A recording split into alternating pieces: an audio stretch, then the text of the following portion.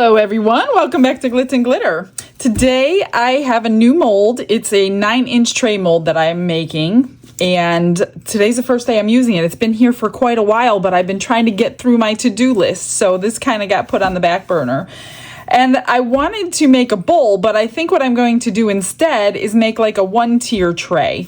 So I've got these new little hole makers for resin. They come in 4 sizes. I'm going to use the 8mm because I want to put a hole in without drilling it, which is amazing. So I just got these from littlewindows.com. This is the discount code. If you're interested in anything from their website, you'll save 15%. And I pulled out this the stand. It's like a 3-tier cupcake stand, but I'm only going to use the one. So I'm just going to use the screw from underneath, which will fit through that hole, and then make like a little tray with this kind of handle instead of 2 handles on the side being 9-inch. So I thought that would be a good option. I'm also going to try the bloom. Did you see the bloom that I did not too long ago with the like calla lily? I want to try that again, but I'm going to do it in blue chameleon powder from Let's Resin and use my ocean white, of course, for my white. So I hope it works. I don't know if this is going to affect anything as far as the blooming. I don't think it should. And this holds about 8 ounces total. So I think I'll mix up like 6. We're going to use the fast cure, 4-hour fast cure, and heat it to about 33 degrees Celsius. And then I will mix up a little bit of blue and a little bit of white. And we're going to make the calla lily and see if it works on a tray this size. So let me grab some resin and get it in the vacuum chamber.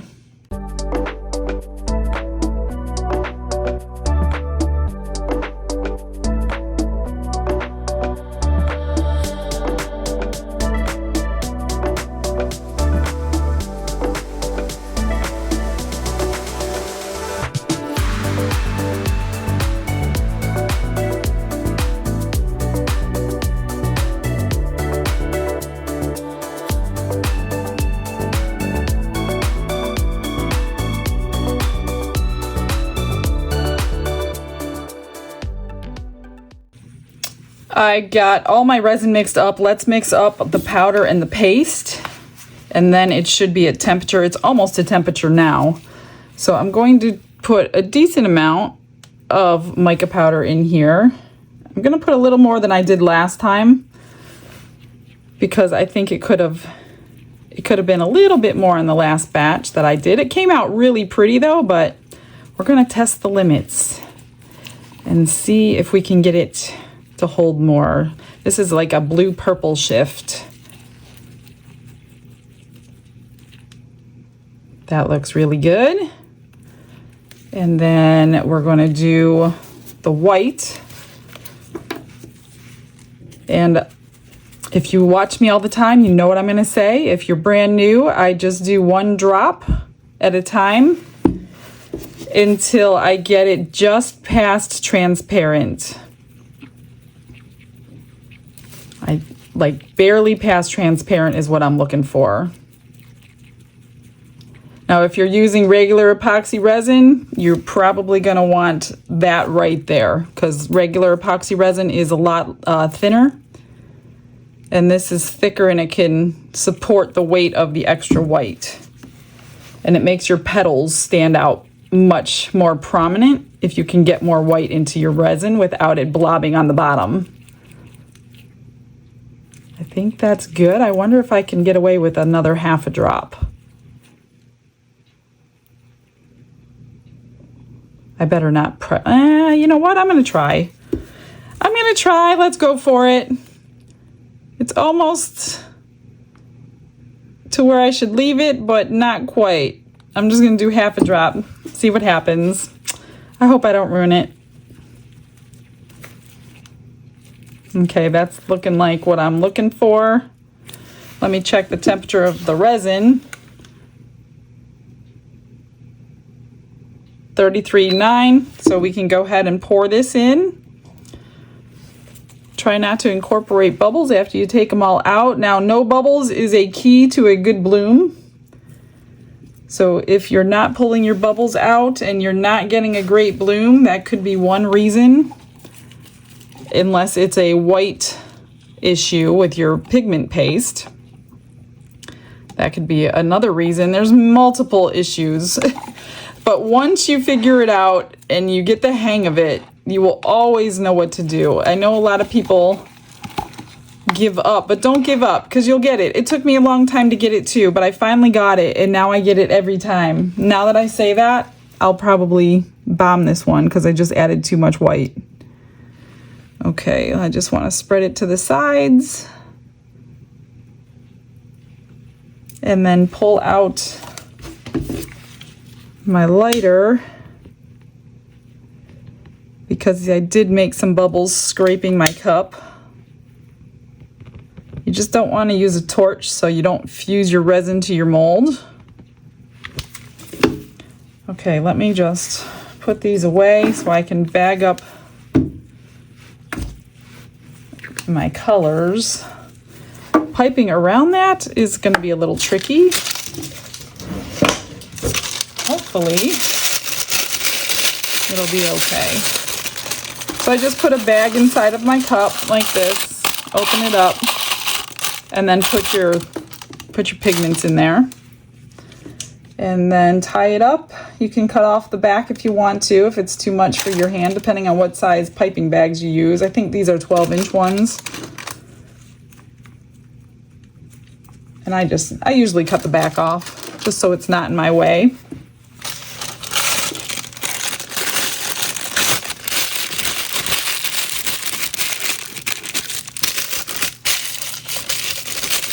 So I just kind of wind it up like this and tie a knot in it. Just make sure your knot goes down to your resin, because you want to try to keep it all in front if you can. Just like that. They're both bagged. I'm just going to go back through, do this again.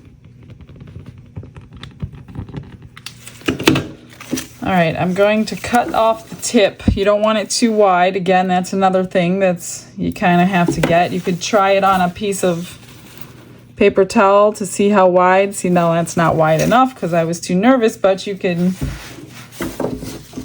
always cut more. You can't cut less without getting a new bag. I kind of want a thicker line today because I'm doing a tray and I want larger petals. Let me get this out of my way. No excuses to ruin this. And I'm going to, let me see, how am I going to do this? I'm going to do pretty large petals.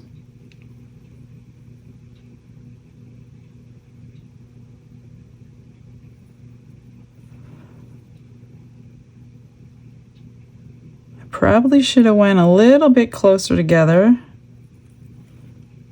Too late now.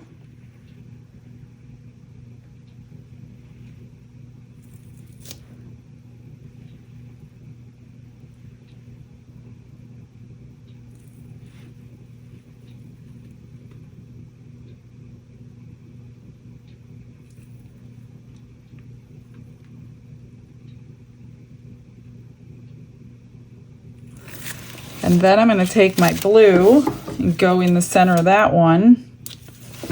The blue I'm not going to do quite as thick. I'm going to try not to.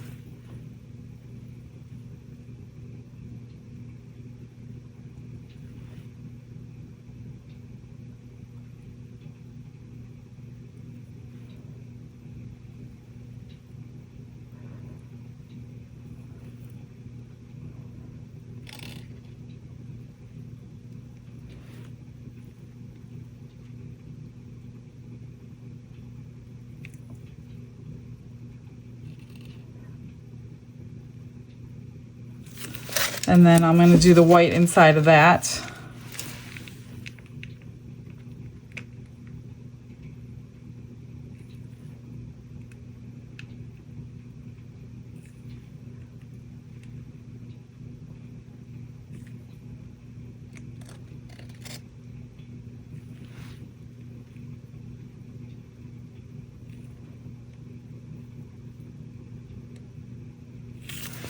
Okay, I'm going to grab a dotting tool. and kind of get those little blobs out of there, and then run it this way.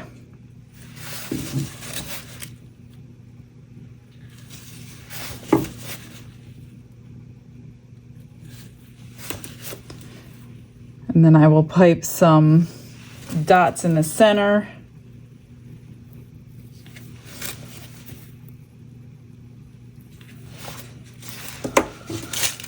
In blue and in white.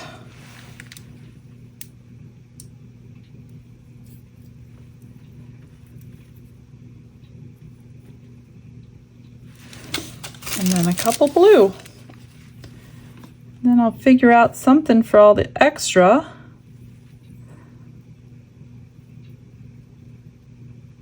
I mean, you're not going to see most of this anyway because of that centerpiece.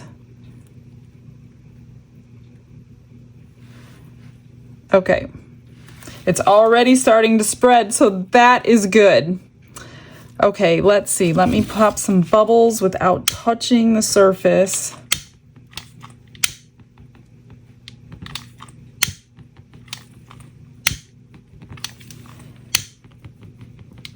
Do you guys want to go on a time lapse this time? I'll put you on a time lapse.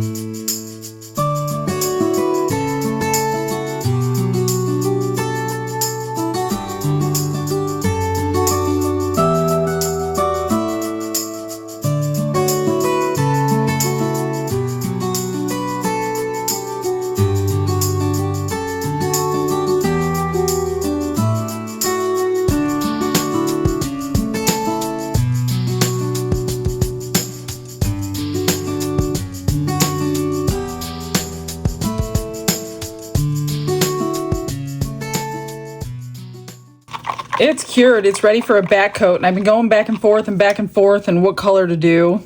I'm just going to stick with my normal black. So I mixed up 3 ounces by accident. I meant to mix up 2 ounces, and I just used the black pigment paste. That's just draining. So we're just gonna pour it on. I hope I don't have a whole ounce left over. I don't know why I did that, but I did. So we're gonna just use it. Well, maybe it's gonna take the 3. Wouldn't that be funny? That, it did. Thank God I had 3 ounces.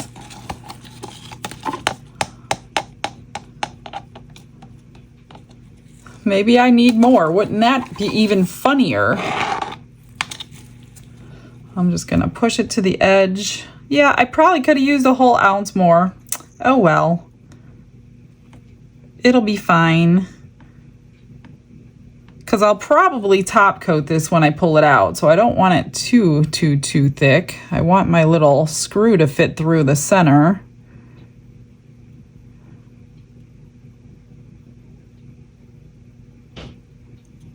So I'm just gonna turn my heat mat back on. I did turn the heat mat on after about, I don't know, an hour maybe. After it stopped moving. I was just watching it. When it stopped moving and got too thick, that's when I turned the heat mat on. Okay, so now we're just going to cure it again, flip it over, see what we have, and see if we want a top coat. Everything's cured. I finished up the extras. Here is one pendant. I just mixed in the blue because I made some keychains and marbled them, and then I ran out. So I had to make up a tiny little bit of clear. So when I marbled them, this is how they came out. I didn't really marble them. I just kind of squiggled it into the mold, and whatever happened, happened. So I just put some stickers on top, added a little charm, and then top coated with UV resin. And then here's 2 more. This one was a tattoo, temporary tattoo I put on there. So that came out pretty. And then this one was just blue, so I stuck stars and stripes on. Let's get this out and see how to get this out. I wonder how you get it out. I don't know. Let's just unmold. Oh, look at that. Oh, that is so pretty. I knew these dots would get messed up because of that, but wow. The black did its job with the mica powders. That is so gorgeous. Let me see how to get this. Oh, okay. I'm just going to pull it right out. Look at that. Then we have the hole, and let me see if the screw's going to fit. Hang on, let me grab a washer. I'm going to probably top coat this though. I just want to make sure it's going to fit through, and it does. That is going to be beautiful. Wow, do I even top coat it? It's just, do I take a chance? I don't know that I have to. The only difference is it's not food safe at the moment. That is so pretty. Oh my gosh. That's one of my favorites that I've done.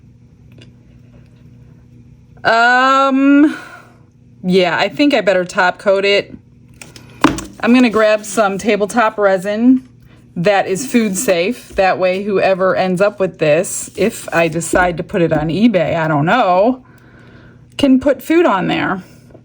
And I think I'll only need about 2 or 3 ounces. And I may even just scratch up the surface. Let me grab a better sanding block. This is 80 grit. You really don't need that low of a number, but I'm going to do it anyways.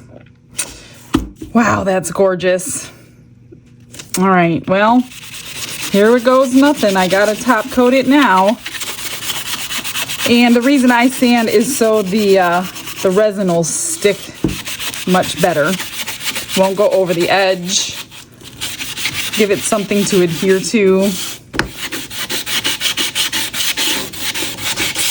I am gonna just take down that edge too. And you're just scratching it. You're not really like sanding it. You're just scratching the surface.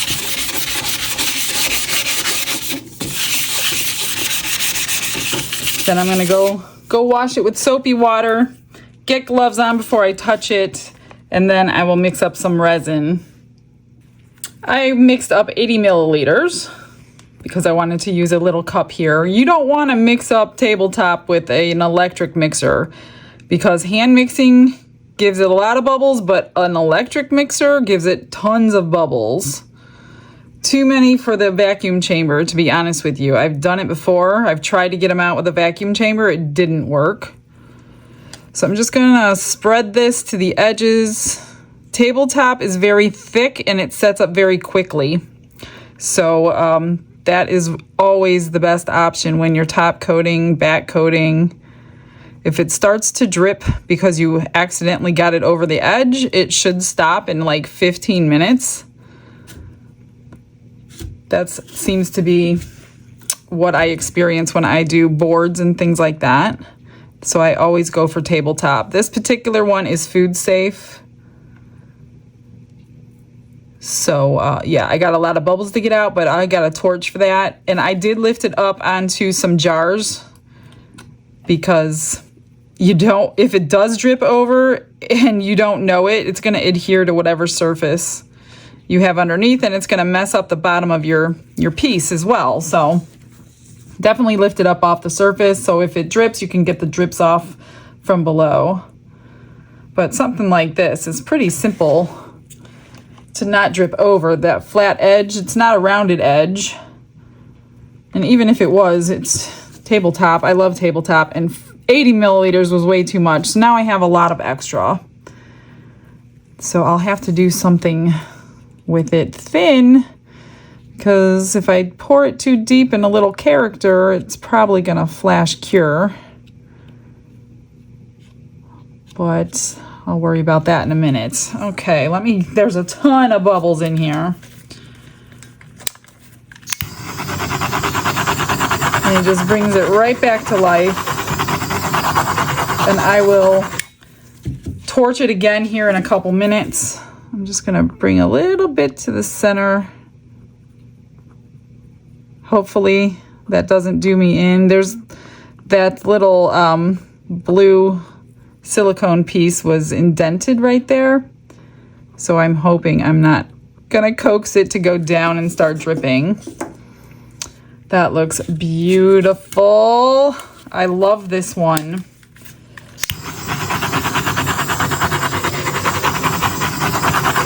I use my torch when I don't have a mold involved, so that's why I like that. So I'm just gonna pull my jars out to the edges so it doesn't start sagging.